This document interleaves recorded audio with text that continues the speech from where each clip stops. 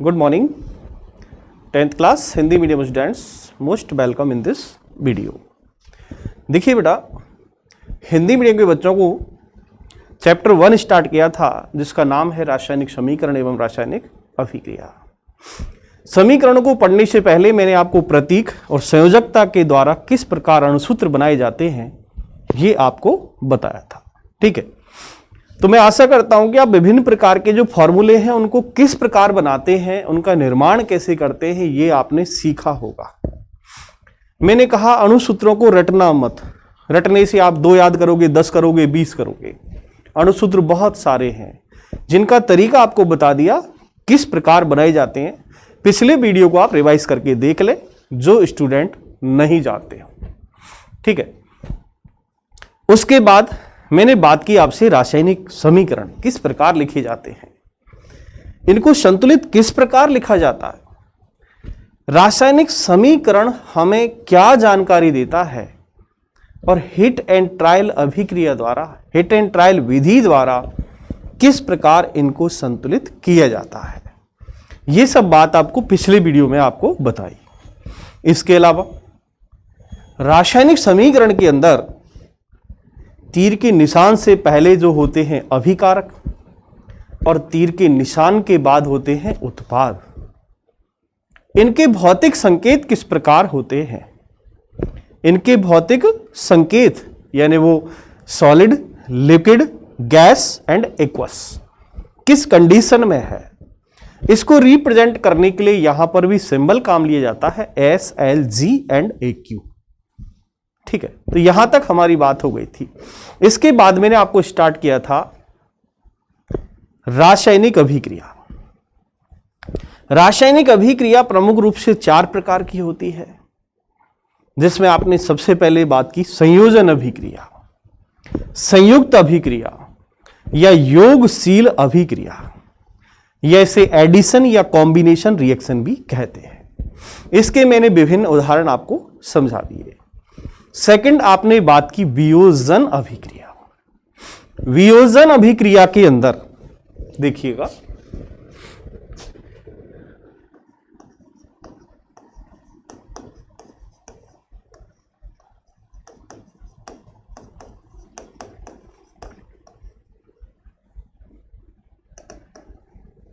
वियोजन अभिक्रिया,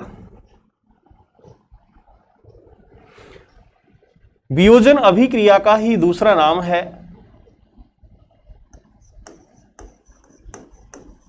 अपघटन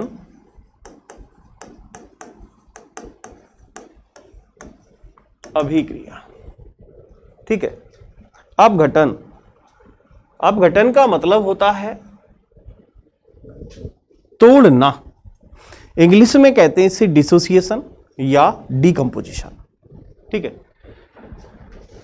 यानी जब किसी अभिक्रिया के अंदर किसी अभिकारक को गर्म किया जाए या विद्युत धारा प्रवाहित की जाए या सूर्य का प्रकाश दिया जाए और वो 2 या 2 से अधिक उत्पादों में टूट जाए, तो इस प्रकार की अभिक्रिया को वियोजन अभिक्रिया कहते हैं। इनके कुछ उदाहरण तो मैंने समझा दिए थे, कुछ और आप देख लें। नंबर 1, सबसे पहला मैं उदाहरण आपको लेता हूं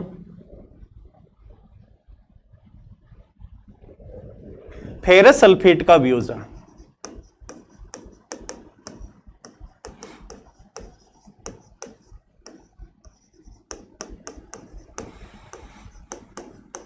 फेरस सल्फेट का वियोजन।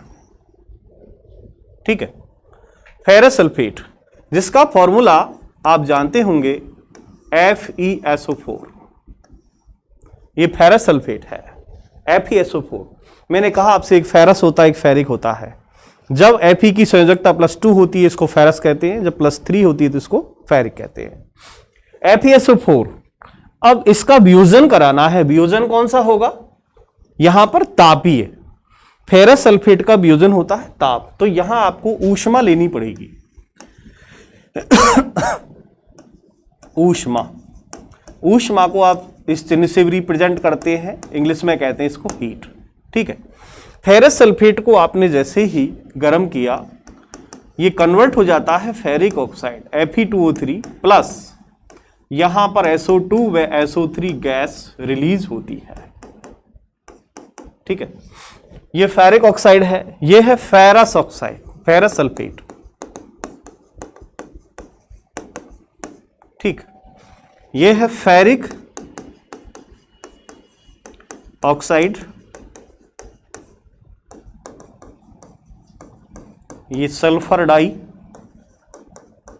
Oxide and sulphur trioxide.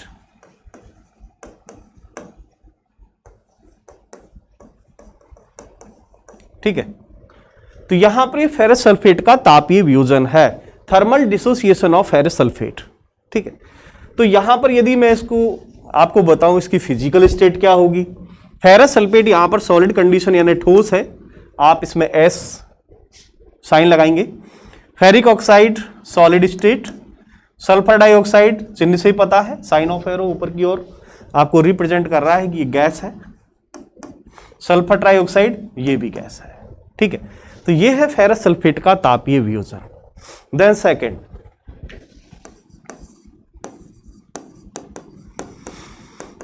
Calcium carbonate का तापीय वियोजन। कैल्शियम कार्बोनेट का फॉर्मूला होता है CaCO3। ठीक है, इसको भी गर्म करना पड़ेगा। फेरस सल्फेट या कैल्शियम कार्बोनेट को डिसोसिएट करना है, हमें यहां पर हीट इसको देनी है, गर्म करना है, तो ये कन्वर्ट हो जाएगा कैल्शियम ऑक्साइड प्लस CO2। तो यहां पर देखिए एक अभिकारक है, उत्पाद 2 या 2 से अधिक हो सकते हैं, इसका मतलब अभिक्रिया यहां पर सभी कैसी है, वियोजन है। सभी अभिक्रिया कैसी है, वियोजन, मतलब टूटी हुई, जिसमें एक अभिकारक 2 पार्टों में डिवाइड हो रहा है। देन इसी प्रकार नंबर थर्ड एग्जांपल देता हूं आपको मैं, लेड नाइट्रेट का वियोजन।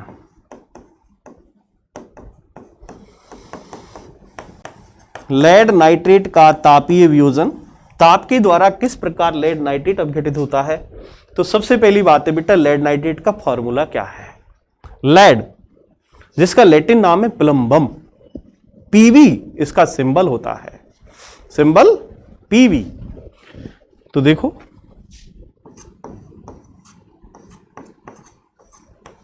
PbNO3 का होल ट्वाइस।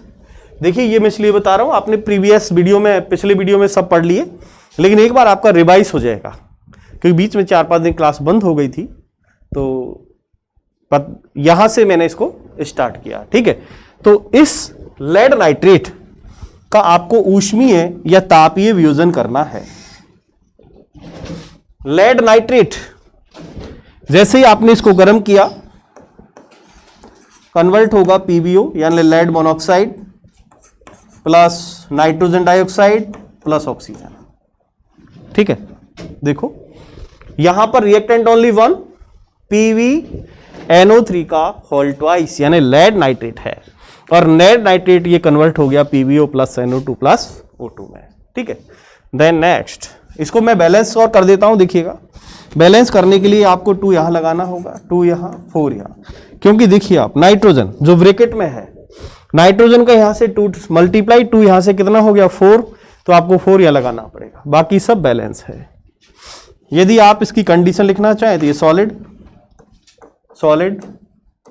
गैस और ये भी गैस। ठीक है, तो इस तरह होता है फेरस सल्फेट का वियोजन, कैल्शियम कार्बोनेट का वियोजन, लेड नाइट्रेट का वियोजन। देन नेक्स्ट दूसरा हम लेते हैं विद्युत वियोजन या विद्युत अपघटन।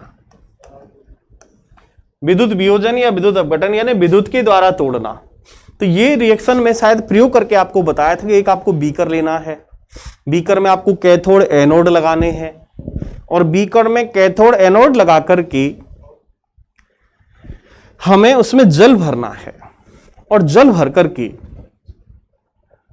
उसमें हम विद्युत धारा प्रवाहित करते हैं, और कैथोड एनोड पर उल्टी परख नली लगा देते हैं।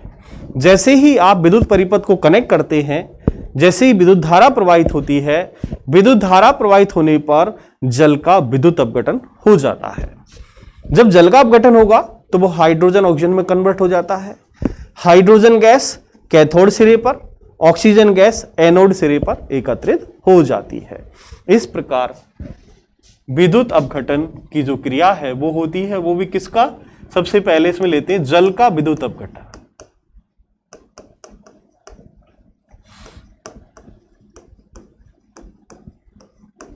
इसकी रिएक्शन देखिएगा, H2O, यहां हमें विद्युत धारा प्रवाहित करनी होगी। एक ऐसा आपको उपकरण बनाना होगा जिसमें कैथोड एनोड जुड़े हों, और जैसे ही विद्युत धारा प्रवाहित करते हैं H2 + O2 में ये कन्वर्ट हो जाते हैं और ये दोनों ही गैस फॉर्म में होते हैं। ठीक है, तो यहां पर बैलेंस करना है तो बैलेंस भी आप कर सकते हैं। ऐसे ही आपको मैं एक बताऊं, नमक का विद्युत अपघटन।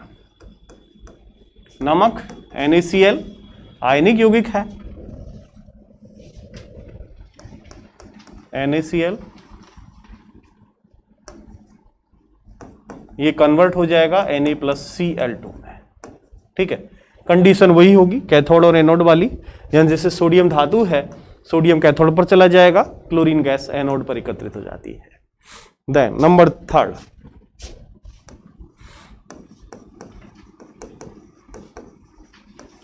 प्रकाशीय अपघटन।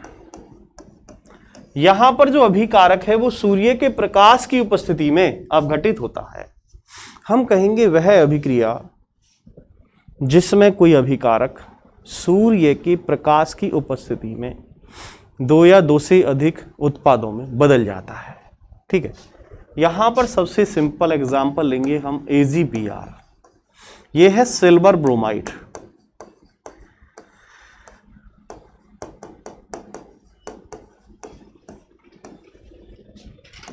यहां हमें लेना है सूर्य का प्रकाश, तो ये कन्वर्ट हो जाता है Ag + Vr2। ठीक है, ये बैलेंस भी हो गया AgVr2, यानी सिल्वर प्लस ब्रोमाइड में। एक बात ध्यान रखना, यहां पर सिल्वर ब्रोमाइड का जो उपयोग है वो ब्लैक एंड व्हाइट फोटोकॉपी में किया जाता है। सिल्वर ब्रोमाइड का उपयोग फोटोग्राफी में किया जाता है। देन नेक्स्ट एग्जाम्पल AgCl यानी सिल्वर क्लोराइड। इसको भी सूर्य का प्रकाश, यानी सूर्य के प्रकाश में आप रख दें, यानी किसी कमरे में खिड़की से प्रकाश आ रहा है और वहां आपने एक प्याली लेकर उसमें आपने सोडियम क्लोराइड रख दिया, तो उसमें से क्लोरीन गैस रिलीज हो जाती है। उसमें से क्लोरीन गैस रिलीज हो जाती है। जैसे देखिएगा 2Ag + Cl2।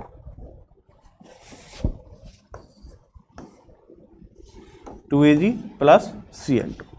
ठीक है, तो इस तरह यहां पर अपघटन अभिक्रिया के एग्जाम्पल कंप्लीट। देन नेक्स्ट मैं बात करता हूं वियोजन।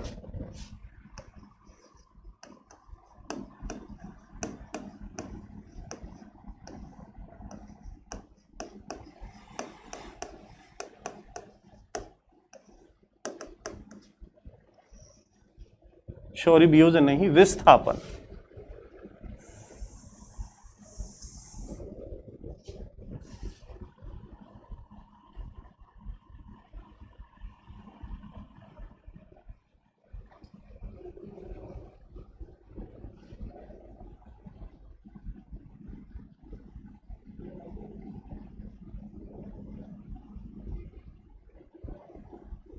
विस्थापन अभिक्रिया, यहां समझने वाली बातें बड़े ध्यान से सुनना और समझना। विस्थापन में क्या होता है कि किसी अणु या समूह से, किसी अणु या समूह से किसी परमाणु का, किसी अणु या समूह से किसी परमाणु का विस्थापन या प्रतिस्थापन किसी अन्य परमाणु द्वारा हो जाता है। ठीक है, तो इस प्रकार की अभिक्रिया को विस्थापन अभिक्रिया कहते हैं। परिभाषा कैसे लिखेंगे मैं बोल रहा हूं, दो परिभाषा बोलूंगा इसकी, ठीक है।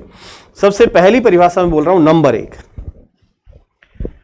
वह अभिक्रिया जिसमें किसी अणु या समूह से किसी परमाणु का विस्थापन किसी अन्य परमाणु द्वारा कर दिया जाए, जिससे नए उत्पाद का निर्माण होता है। इस प्रकार की अभिक्रिया को विस्थापन अभिक्रिया कहते हैं। दूसरी परिभाषा सुनो, वह अभिक्रिया जिसमें अधिक क्रियाशील तत्व, वह अभिक्रिया जिसमें अधिक क्रियाशील तत्व कम क्रियाशील तत्व का विस्थापन कर देता है। इस प्रकार की अभिक्रिया को वियोजन अभिक्रिया कहते हैं। मैं एग्जांपल देके बताऊंगा आपको। वह अभिक्रिया जिसमें अधिक क्रियाशील तत्व कम क्रियाशील तत्व का विस्थापन कर देता है, जिससे नए उत्पाद का निर्माण होता है, इस प्रकार की अभिक्रिया को वियोजन अभिक्रिया कहते हैं। जैसे उदाहरण देखिए आप, जैसे मैं आपको लूं ए बी, ये कोई अणु या समूह है, अकेला परमाणु नहीं है, प्लस इसकी क्रिया मैं कराता हूं सी से। जैसे ही यहां पर अणु या समूह लिया, यहां पर एक आपने अलग से परमाणु लिया, तो मान लीजिए सी यदि अधिक क्रियाशील है, सी मोर देन एक्टिव ए, यदि सी ए से ज्यादा एक्टिव है तो ये क्या बनाएगा, बी सी प्लस ए क्या हो गया, रिप्लेस हो गया, ए का विस्थापन हो गया। कैसे, एग्जाम्पल देखिए, CuSO4 कॉपर सल्फेट है, और कॉपर सल्फेट एक नीले रंग का विलयन है, ठीक है। लिक्विड कंडीशन लेंगे, एक्वस लेंगे, नीले रंग का विलयन है, और इस नीले रंग के विलयन में हमने मान लीजिए लोहे की कील डाल दी। लोहा मतलब आयरन, आयरन की कील आपने इसमें डाल दी। हमें यह समझना है कि ज्यादा क्रियाशील आयरन है या कॉपर। इसके लिए मैं आपको एक्टिव सीरीज पढ़ाऊंगा, सक्रियता श्रेणी, जिसमें आप पढ़ोगे कौन सी धातु किससे ज्यादा क्रियाशील है, ठीक है। तो यहां हमने कॉपर सल्फेट में जैसे ही लोहे की कील डाली तो विलयन का कलर बदल गया। कैसे, कि जैसे ही आप डालते हो तो जो Fe है वो SO4 से रिएक्ट कर लेगा। Fe किससे कर लेगा क्रिया, SO4 से बनाएगा FeSO4, और विलयन का रंग हो जाएगा हरे रंग का विलयन हो गया। हरे रंग का विलयन हो गया, बचा क्या यहां पर Cu का हो गया विस्थापन। क्या हो गया, Cu का विस्थापन हो गया। तो इस अभिक्रिया में क्या हो रहा, हम कह सकते हैं कि कॉपर सल्फेट के विलयन में लोहे की कील या लोहे के टुकड़े डालने पर लोहे की क्रियाशीलता अधिक होने के कारण वह कॉपर धातु का विस्थापन कर देता है, जिससे फेरस सल्फेट का निर्माण होता है तथा कॉपर विस्थापित हो जाता है। तो यहां पर देखो, अभिकारक में कॉपर सल्फेट है और उत्पाद में फेरस सल्फेट है, इसलिए विलयन का रंग बदल गया। सेकंड एग्जांपल,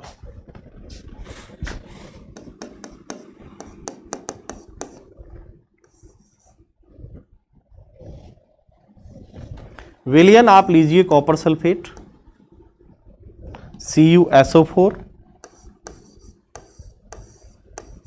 प्लस, अब मैं आयरन नहीं जिंक के पीस डालूंगा। कॉपर सल्फेट के विलयन में जिंक धातु के टुकड़े आप जैसे ही डालोगे, आपको पता होना चाहिए जिंक की क्रियाशीलता भी कॉपर से अधिक है। अब कॉपर से अधिक क्रियाशील कौन कौन सी धातु है वो सक्ता श्रेणी में लिखा दूंगा, जैसे potassium, sodium, calcium, magnesium, iron, lead, ठीक है। यहां तक कि हाइड्रोजन भी कॉपर से ज्यादा क्रियाशील है, ठीक है। तो जैसे ही आपने कॉपर सल्फेट, जैसे इसको करने के लिए आप देख सकते हैं ये आपने जैसे एक परखनली ली, ठीक है,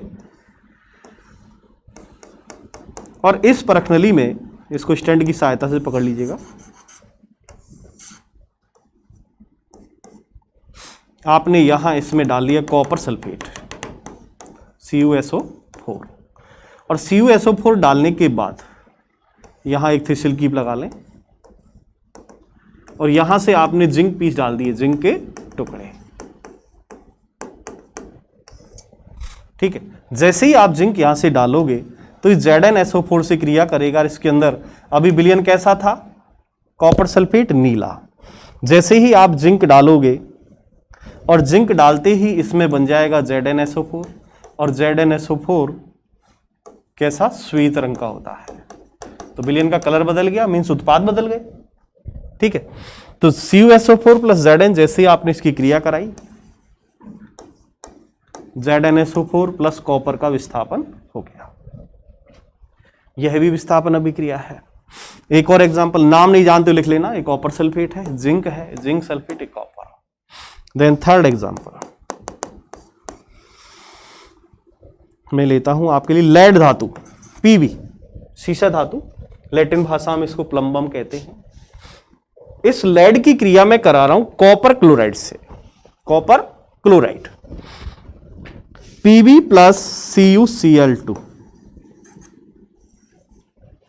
Pb प्लस CuCl2। जैसे ही आपने यहां पर लेड की क्रिया CaCl करवाएंगे कॉपर क्लोराइड से, तो बनेगा PbCl2 प्लस यहां भी कॉपर का विस्थापन हो गया। तो हम जितने भी उदाहरण देख रहे हैं वहां पर हमें यह देखने को मिल रहा है कि इस अभिक्रिया के अंदर देखिए AB plus C equal to BC plus A, यानी इस अभिक्रिया के अंदर अभिकारक में जो परमाणु है, किसी सक्रिय परमाणु के द्वारा उस अणु या समूह से एक परमाणु का विस्थापन हो रहा है, और परमाणु के विस्थापन होने से नया उत्पाद बदल रहा है। कहने का मतलब विलयन का कलर बदल रहा है। जैसे यहां नीले रंग का विलयन था, Fe डालने पर हरे रंग का हो गया, यहां CuSO4 नीले रंग का, जिंक डालने पर श्वेत रंग का हो गया, ठीक है। तो विस्थापन अभिक्रिया के अंदर हमने ये पढ़ा कि विभिन्न प्रकार की क्रियाओं में, ध्यान देने वाली बात है बेटा, इंपॉर्टेंट अभिक्रिया भी है, एग्जाम में पूछी जाती है, ठीक है। अब कुछ सत्या श्रेणी में कुछ उदाहरण काम आते हैं, कौन सी धातु किससे अधिक क्रियाशील है, इसके लिए हमें सत्या श्रेणी के उदाहरण देखने होंगे, ठीक है। तो आज के वीडियो में आपके लिए मैं इतना ही बताऊंगा।